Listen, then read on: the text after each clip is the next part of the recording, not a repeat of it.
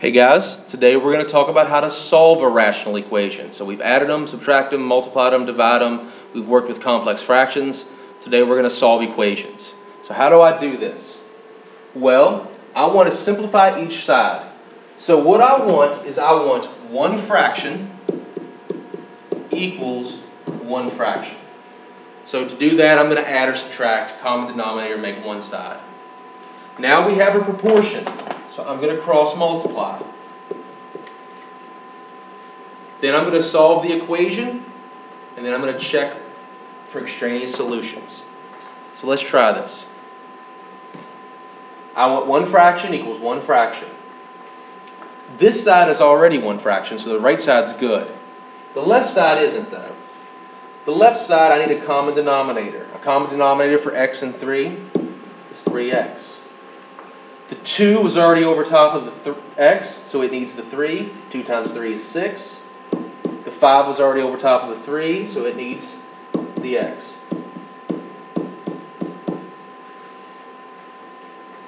Step 2 is to cross multiply. So I got x, 6 plus 5x equals 7 times 3x. Step 3 is to solve this. This is 5x squared plus 6x equals 21x. That's 5x squared minus 15x equals 0. Now, what can I do with this quadratic? I can do a GCF. I can pull out a 5x, and that leaves me with an x minus 3 equals 0. So what are my two answers? X equals 0, or x equals 3. But I have to go up and see if either of these two answers causes problems in the original question. If I plug in a 0, does that cause a problem? Yeah. You can't have 2 divided by 0. You can't divide by 0. So 0 is an extraneous solution. What if I plug in a 3? I'd have 2/3 plus 5/3. Is that equal to 7/3? Sure is. So 3 works, but 0 doesn't. 0 gives you 0 on bottom, so that's an extraneous answer.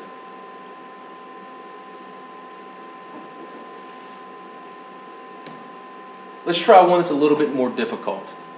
That's 3x over x plus 1 equals 12 over x plus 1, x minus 1 plus 2. I'm going to do this. Since this has x's in it, I'm going to move it over here. 3x over x plus 1 minus 12 over x plus 1, x minus 1 equals 2. Now why would I do that? To make this step a little bit easier. A common denominator is going to be x plus 1, x minus 1. The 3x needs the x minus 1. The 12 doesn't need anything because it was already over top of the x plus 1, x minus 1 equals 2. Cleaning up the top, I got 3x squared minus 3x minus 12 over x plus 1, x minus 1 equals 2 over 1. So I've got one fraction equals one fraction.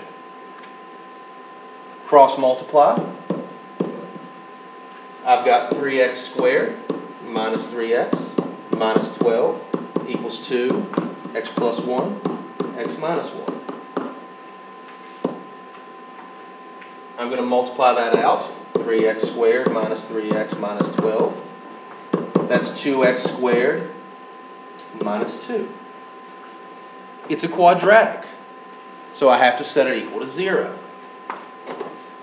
That's going to be x squared minus 3x minus 10 equals 0.